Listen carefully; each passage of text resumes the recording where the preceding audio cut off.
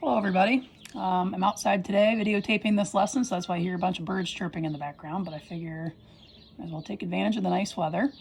So what we're going to be talking about, this is our final lesson for the school year. So we're going to spend a couple of different days on lesson 8.2. And we're going to be talking about right triangles, specifically special right triangles. So the two that we're going to be studying are going to be the 45, 45, 90, as well as the 30, 60, 90. We're going to start today with the 45, 45, 90 in day one. So the reason that these are considered to be special right triangles is because their three sides always have the same relationship with one another. So the first relationship, and you can even kind of already start to see what it is here, is the fact that in a 45, 45, 90 right triangle, both of the legs, remember the legs are the two sides that form that right angle, they are actually congruent. We know congruent means they're the same length. And we can kind of reason through this using what we know about isosceles triangles. An isosceles triangle is a triangle that has base angles that are congruent. So if this is a 45, 45, 90, you think of those 45s as your base angles.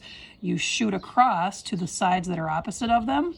And properties of isosceles triangles tell us that the sides that are opposite of those congruent base angles must also be congruent.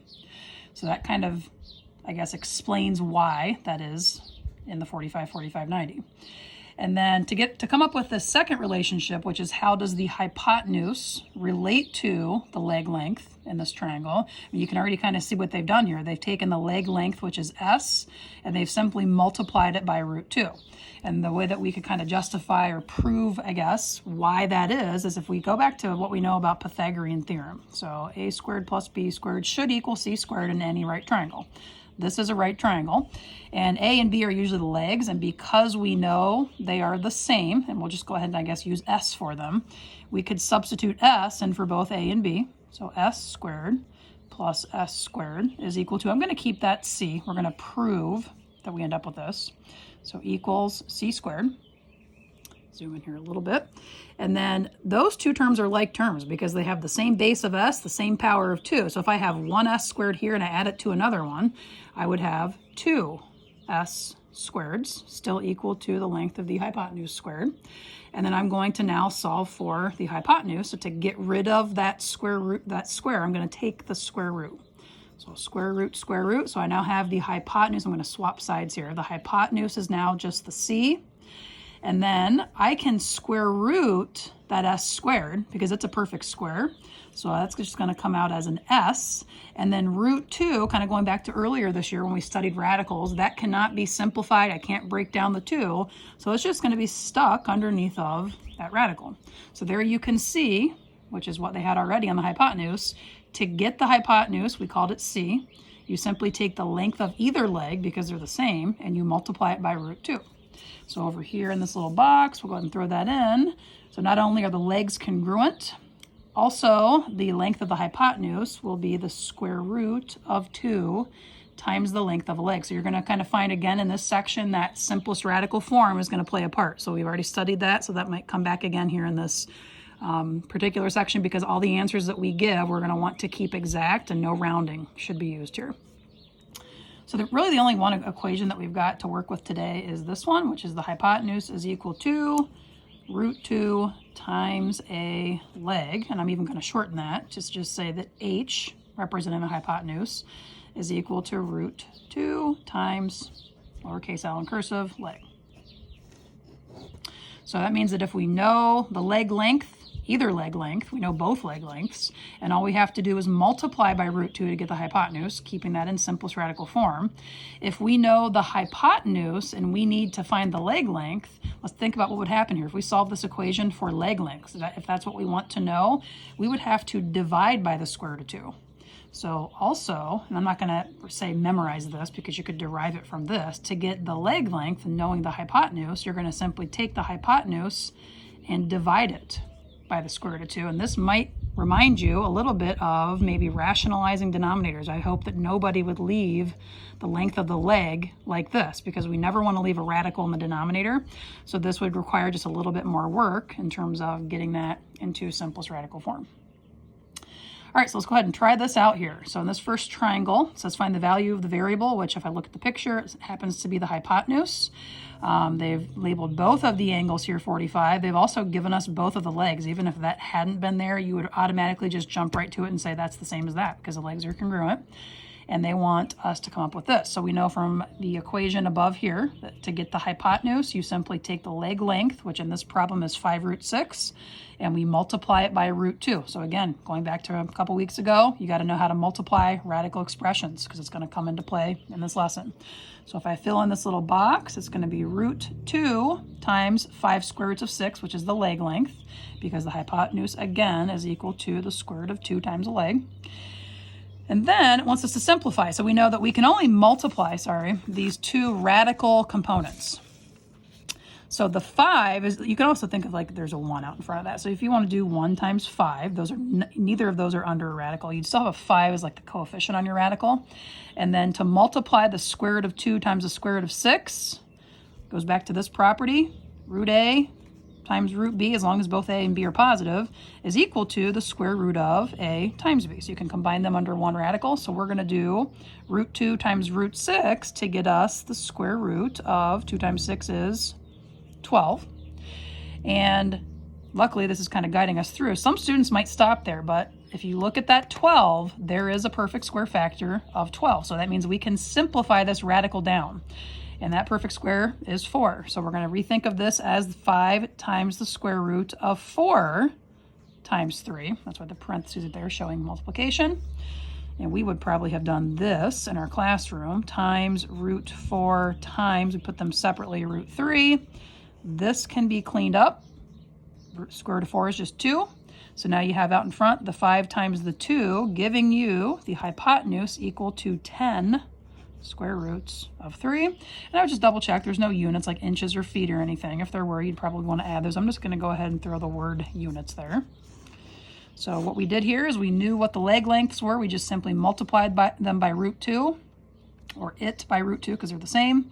And then we just again made sure that our answer was in simplest radical form. So shouldn't really need a calculator unless you get into maybe some bigger numbers, but there should be no rounding whatsoever in this lesson.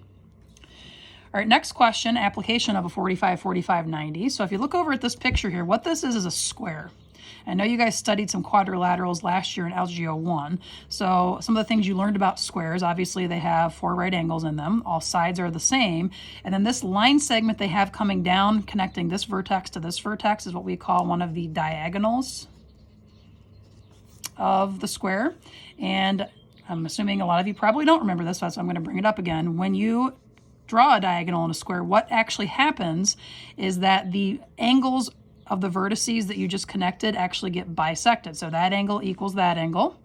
And I'm even going to do this because I know all of these are 90. It's like taking 90 and chopping it in half. So that would tell me that's 45 and that's 45. And because this is another 90, I'm going to use the same markings because really all 4 of those angles are congruent. That's another 45 and a 45. So what we do when we connect the opposite vertices of a square is basically we end up forming 2 45, 45, 90 triangles. So you'll see a couple of application problems where you're dealing with squares. So the minute you throw a diagonal down, you're now dealing with the 45, 45, 90. So what it tells us here is the distance from one corner to the opposite corner of a square playground is 96 feet. So this distance here, or the hypotenuse of this triangle right here. And we need to come up with how long the sides of the playground are. So basically, what are the sides of the square? So we know that, in general, hypotenuse is found by doing the square root of 2 times the leg. But we are after the leg here. So what we need to do is we need to take the hypotenuse. I'm going to solve this for leg. And we have to divide it by the square root of 2. And that way we will have the leg equal to hypotenuse divided by root 2. And we'll go ahead again and keep it in simplest radical form.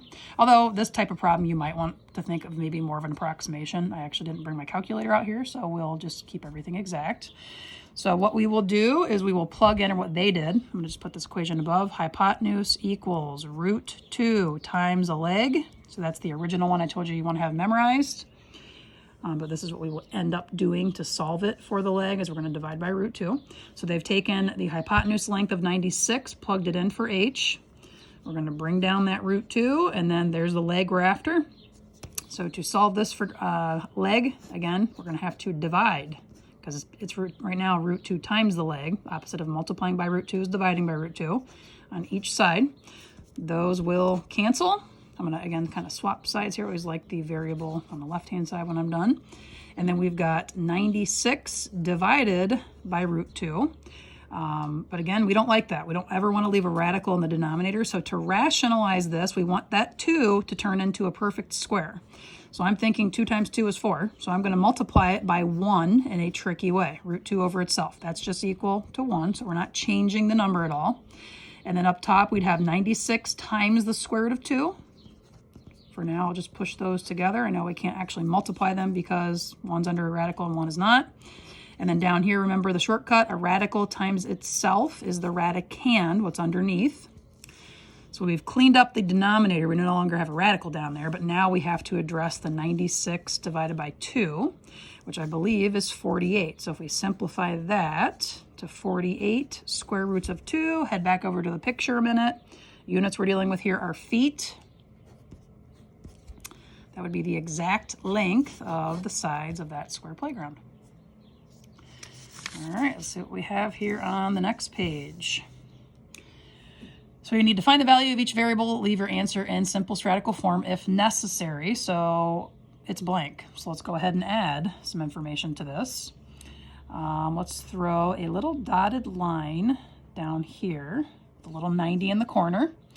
And then I'm going to throw here a 45-degree angle. And I'm also going to go ahead and mark that congruent to that. So what we're looking at, and let's do this too. Let's do a little arrow, little arrow. So what we're looking at in general, this shape is a trapezoid. It's got one pair of parallel sides, and then it also happens to be, because of my markings, an isosceles trapezoid. So the variables that we're going to go with here, why don't we do, let's see, let's call this A, let's call this B, and then let's put a 10 on that base of the trapezoid, and let's put, well actually we're going to do this too. We're going to go here all the way out to here. We're going to call that C. And let's put a little, this is not drawn to scale by any means. I'm kind of making this up off the top of my head here. Let's put a 3 right there. So I think we need one more. Okay, so we'll stop there. So what we've got, and again, this is something that you may or may not remember from Algebra 1 when you studied quadrilaterals, but if this is an isosceles trapezoid, we know that the base angles again would have to be the same. So if this was like presented to you on a quiz, this would be the originally provided information. You would be able to jump over here and add a 45. You could also come and add this yourself, drop down another 90. So you basically, on the sides here, if you wanted to shade those or highlight those in, you've got these two 45, 90s sitting on the sides of this trapezoid. So what I'm going to start by doing is using the fact that this right here, from here to here, is 3, which happens to be one of the legs of this 45, 90. And earlier we said, well, the legs are congruent. So the first variable, A, which happens to be the other leg of that 45, 90, would also have to be 3. All right, if you look at the next variable, I'm just going to go alphabetical. B, that is the hypotenuse of this 45, 90. So I know that to find B, I'm going to use this equation. Hypotenuse equals the square root of 2 times the leg. I know the legs are 3, so the hypotenuse should equal the square root of 2 times 3. And if we just put that in the proper format, we know we can't say 6 because that's under a radical, that is not. So I'm going to push them together, putting the 3 kind of out in front as a coefficient on that radical. So that B value, which is again the hypotenuse of that 45, 90, is 3 root 2. All right, then C, this one you got to kind of think a little bit on. C is not the full base of this trapezoid, but it's from here to here. So what we do know is that these two triangles are both the same 45, 90 triangle. This dotted line is the same as that dotted line, which we already found out is 3. So I'm going to go ahead and add some information here. That's a 3, which means if those are the legs of this one, this is also a 3. So far I have from here to here. Now I just need from here to here. And if you look above, that is congruent to the base above it, 10 to the 10. So I'm going to throw a 10 there. So to go from here all the way over to here, you're thinking of like that line segment addition postulate. You're walking 10 units plus an additional 3 units for a total of 13 units. That would be 13 units long. Okay, I think we'll just finish up with these final 3 problems. I don't know that we're going to do another trapezoid problem. You can come back and rewatch that if you'd like. But I don't want this video to go much over 20. I'm already about 15. So quick checks. We want to find the length of the hypotenuse of a 45, 45, 90 triangle that has legs that are 5 square roots of 3 units long. So some people might need to draw a picture. Others might just throw the formula down every time they know it's a 45, 45, 90. Plug in what they know, solve for what they don't know. So if you feel you need to draw a picture, go ahead and do that. I'm just going to take the formula, and this is the leg length. So it's going to go in there for the L. I'm going to solve for the H, the hypotenuse. So I'm going to take the square root of 2, and I'm going to multiply it by 5 square roots of 3. And I know that you could think of this as a 1. I know that I can multiply the 1 by the 5, kind of like we did on the front, to get a 5 as a coefficient on the radical. And then properties of radical multiplication. Root 2 times root 3 would get us a root 6. And just think about that for a minute. Can you break down 6? You cannot. The only perfect square factor of 6 is 1. Also, there's no units here. So this would be the answer. Next one, another square problem. So when you think of a square, they mention a diagonal of the square. Right away, you should think 45, 45, 90, because that diagonal will bisect those 90-degree angles. So we have a square garden that has sides that are 100 feet. The last problem, they gave us the diagonal length. So we know the legs of this 45, I'm only going to draw one of them, this 45, 45, 90 to be 100 feet. And this diagonal is representing a brick path that's going to be essentially cutting that square down its middle. And we need to know how long that path would be. It says round your answer to the nearest foot. I don't have a calculator, so I'm going to keep it exact, but feel free to round at home if you want. So I know, again, I could take the hypotenuse or to find the hypotenuse, I would take it and multiply the leg by the square root of 2. So I'm going to take the leg length, which is 100, plug it in there. And then for me, I'm just going to push those together. 100 root 2 feet would be the exact length of that diagonal brick path. And if you want, again, just multiply 100 by the square root of 2 and round to the nearest whole number if you want to do that at home. And then last question here, find the side length of a 45, 45, 90 triangle that has a hypotenuse of 4 centimeters. So these are a little bit more challenging because a lot of times these will require you to rationalize your denominator. This one I'll go ahead and draw a picture. So we're after the side length, which we know they're the same, so I label both of those with S. The hypotenuse is 4 centimeters. So again, throw the formula down. Hypotenuse is root 2 times a leg. We know the hypotenuse, so plug it in. 4 is equal to root 2 times the leg. Right now the leg's being multiplied by root 2. We will divide it out, which is the opposite operation. So at this point we have the leg equal to 4 divided by the square root of 2. We'd never like to leave radicals in the denominator. So again, to rationalize when you've got a 2 in the bottom, you're going to multiply by root 2 over itself because 2 times 2 would give you a 4. And the square root of 4 down here will just turn into a regular old 2, getting rid of that radical.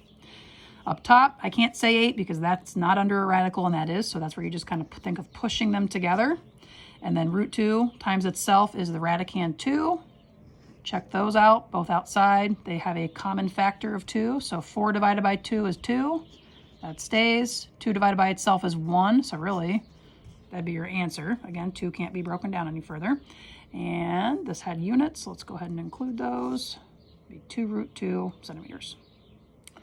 All right, so that is lesson 8.2, day 1, 45, 45, 90, right triangles. I'll link a couple additional videos for you to check out as well. I hope you guys are doing well.